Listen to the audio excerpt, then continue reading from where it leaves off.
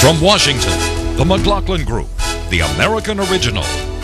For over 2 decades, the sharpest minds, best sources, hardest talk. The McLaughlin Group is brought to you by MetLife. Guarantees for the if in life.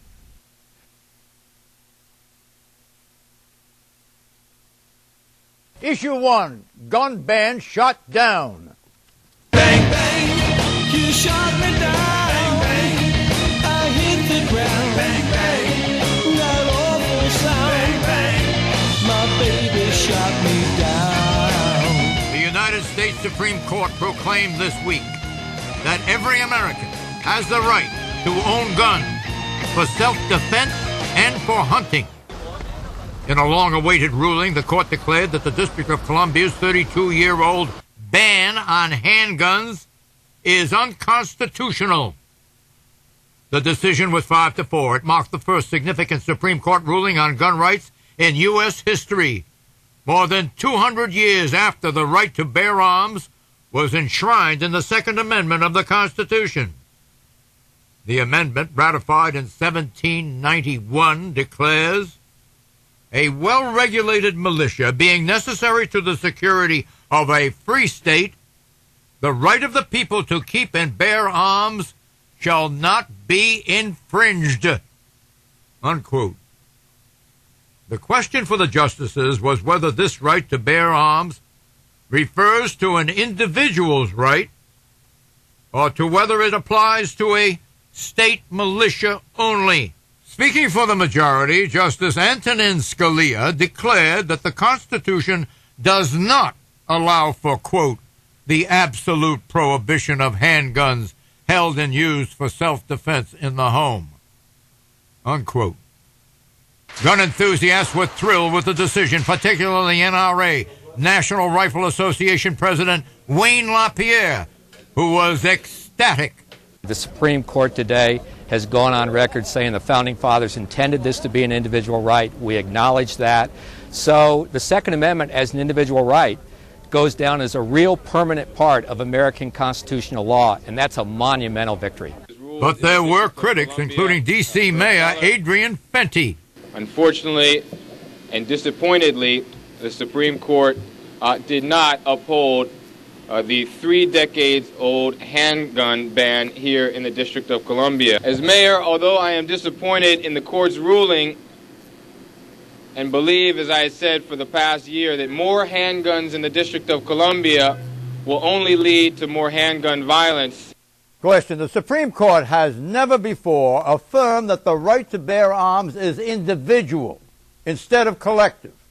So is this a landmark precedent? Pat Buchanan. You've got the exact word, John. It is a landmark decision. Scalia really worked on it well, and he really put his heart and soul into it. What he did was drive right through the hedgerows of precedents and things like that from the Warren Court and the Burger Court, straight back to the Constitution and the original public meaning of the Constitution, that this was an individual right like the other First Amendment rights. John, that decision, plus the child rape case where the state was deprived of the right to sanction child rape with the execution, these things have made the Supreme Court a burning issue in this presidential campaign, and the court is the one in courts, and judges are one of the few issues on which I think the Republican Party and John McCain really still have the whip hand. If the founders wanted to say individual and mean individual, why didn't they use the word? Why did they use militia and only militia?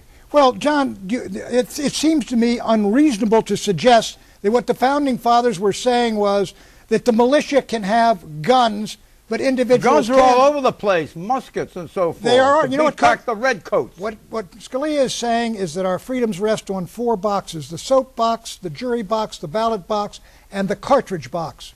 But John, here's what's fascinating about the Supreme Court's analysis in this decision.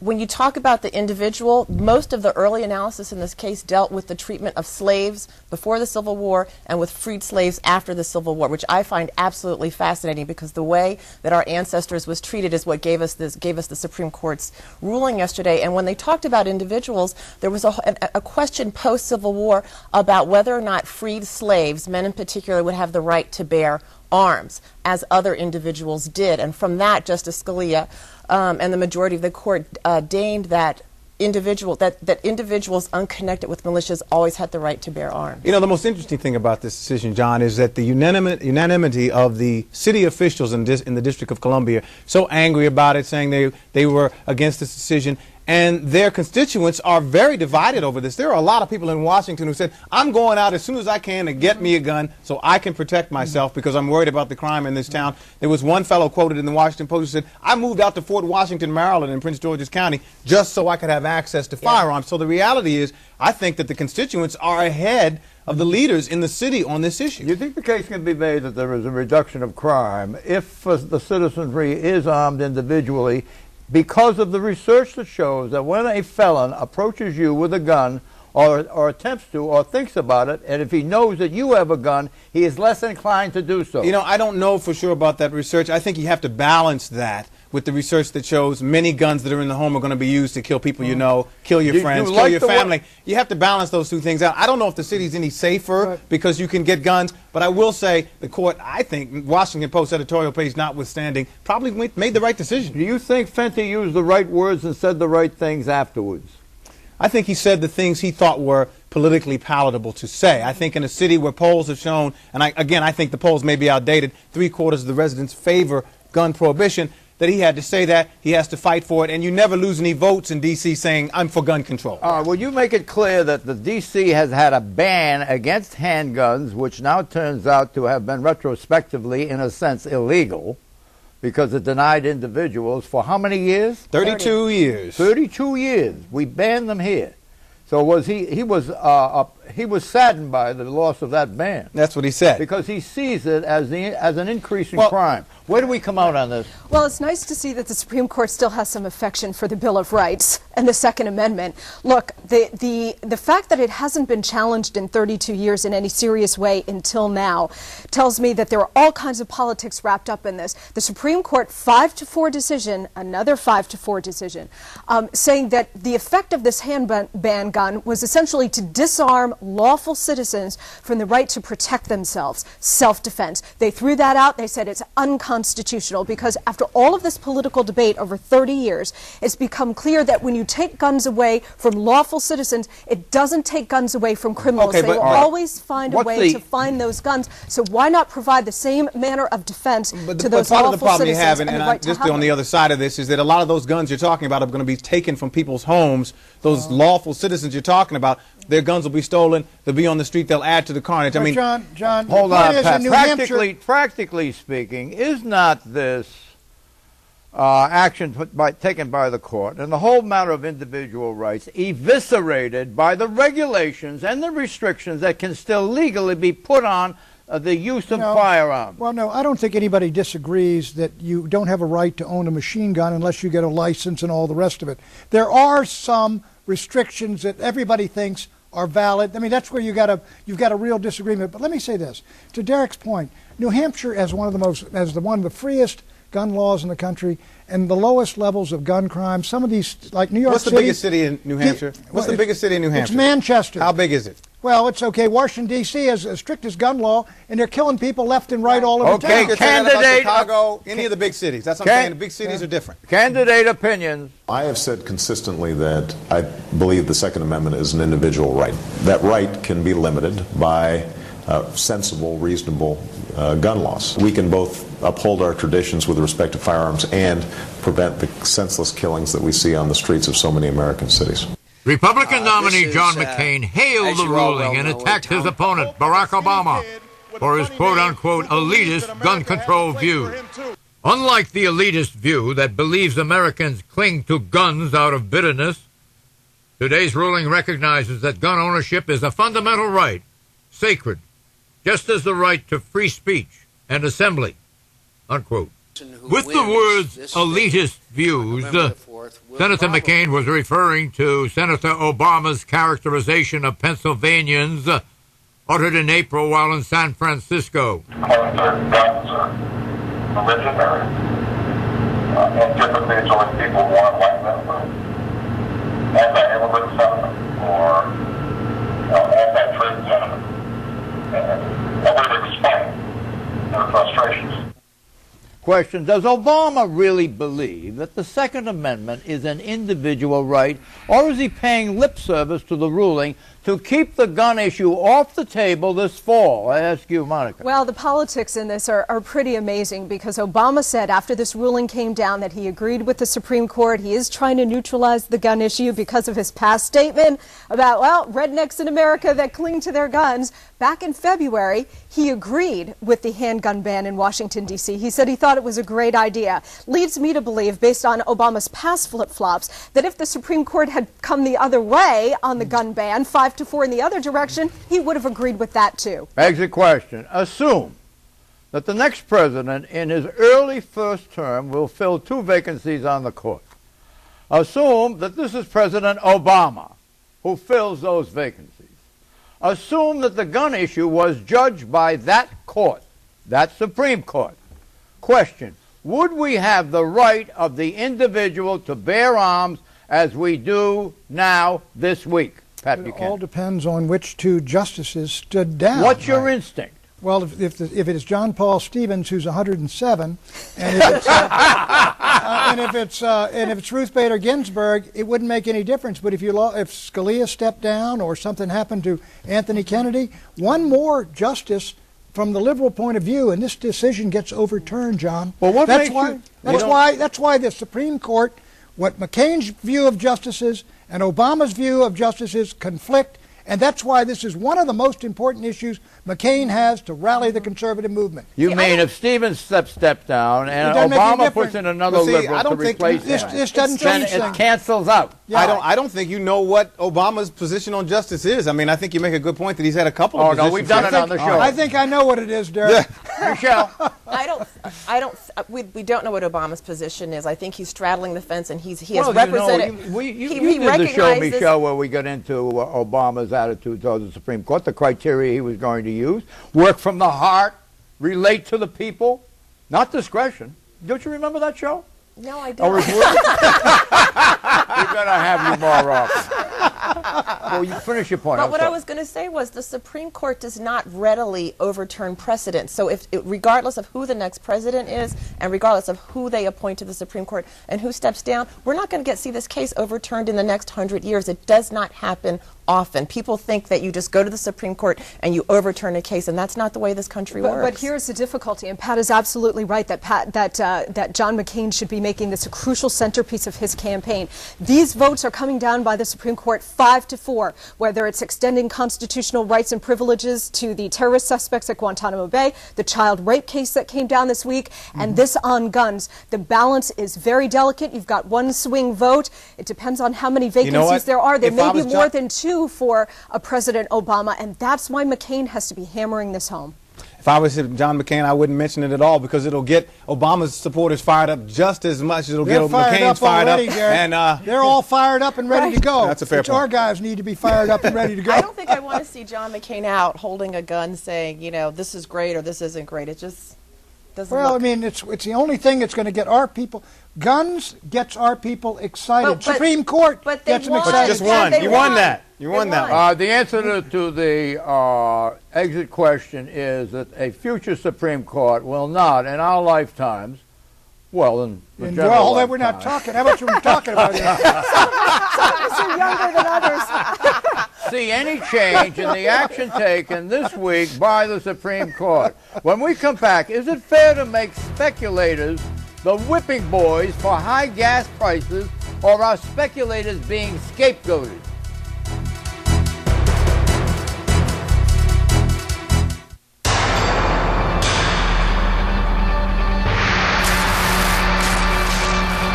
We've provided a platform for success for some of the most respected companies in the country.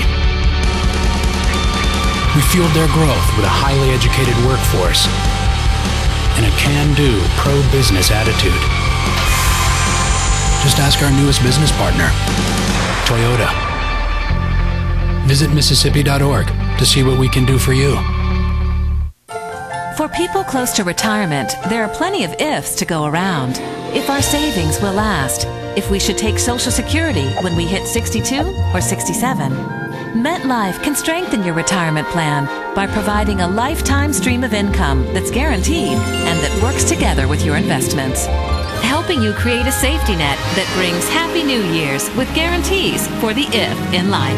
MetLife can help make the most of what you have in retirement.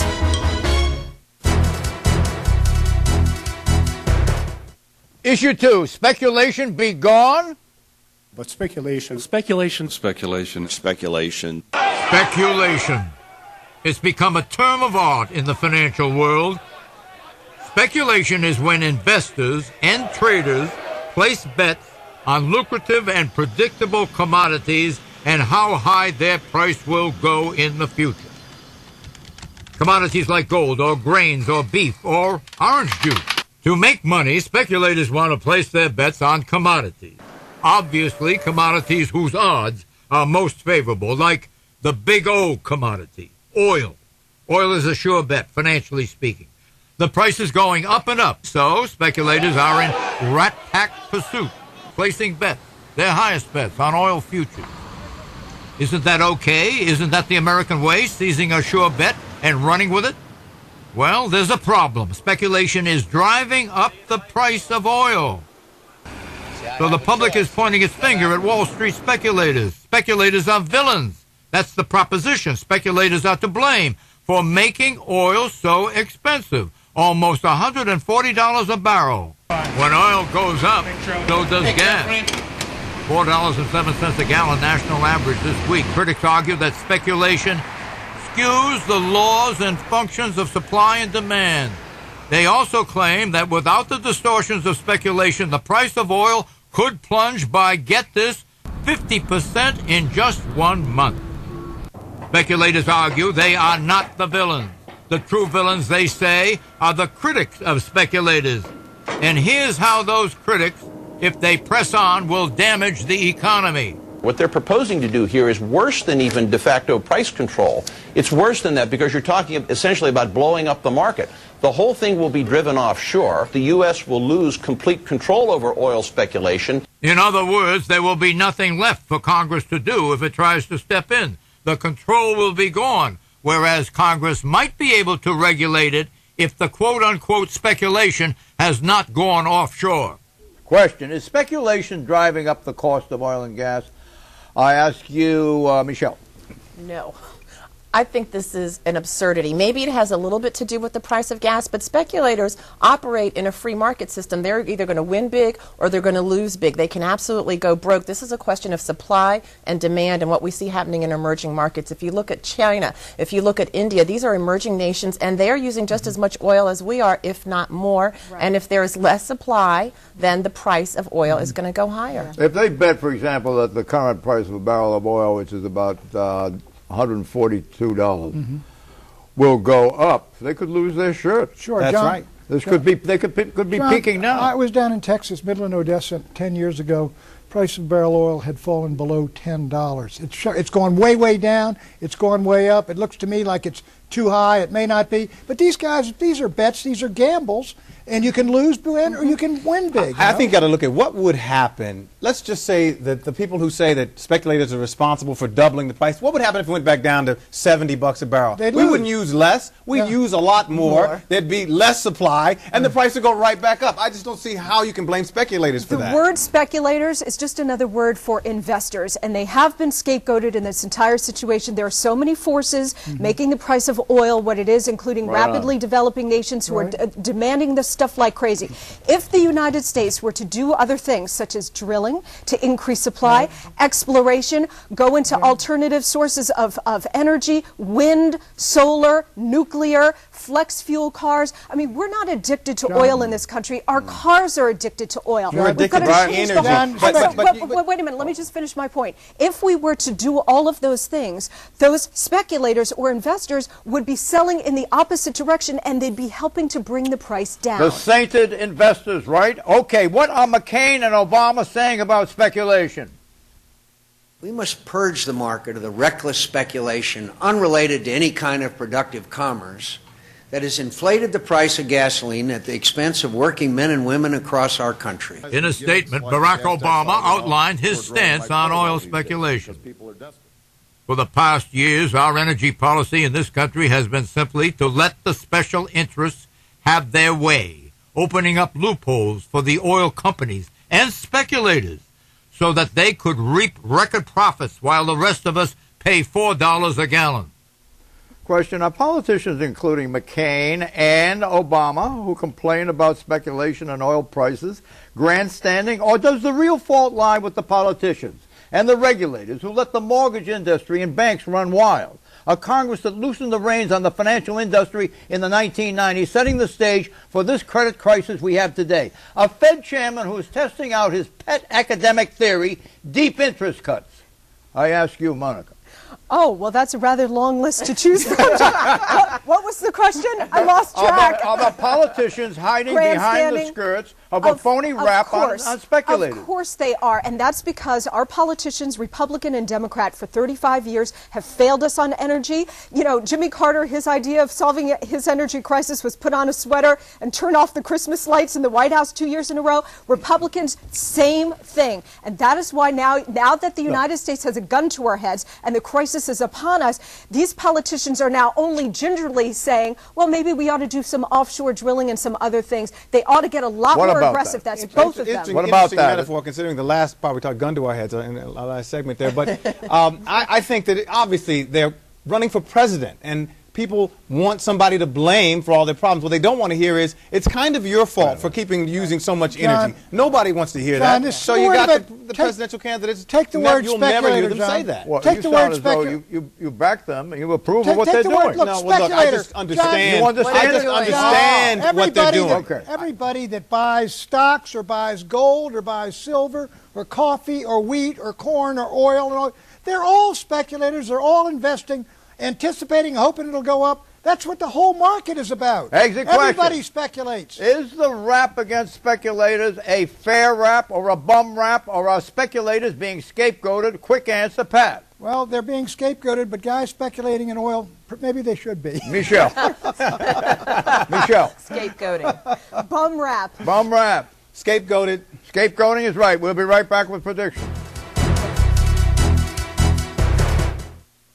The McLaughlin Group is brought to you by Mississippi Development Authority. Visit Mississippi.org to see what we can do for you.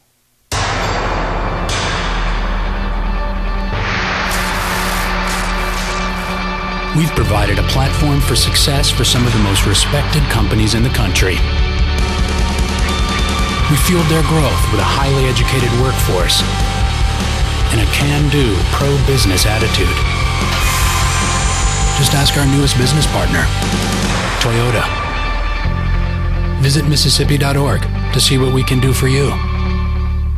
As the world grows smaller, the ifs are now bigger than ever. If retirement savings can't keep pace with longer lives, if inflation sends the cost of employee benefits higher. For over 135 years, MetLife has provided insurance guarantees for life's many ifs. We have the experience, global resources, and vision to provide financial certainties for an uncertain world. No wonder 70 million customers around the world count on us. After all, we are MetLife. The U.S. coin, the penny, will be taken out of circulation. Yes or no? Never. No. I still stop to pick them up off the ground. I hope not. I'd try to get rid of them as quickly as possible. I hope so. The answer is no. Collectors love it, and so do consumers. Bye-bye.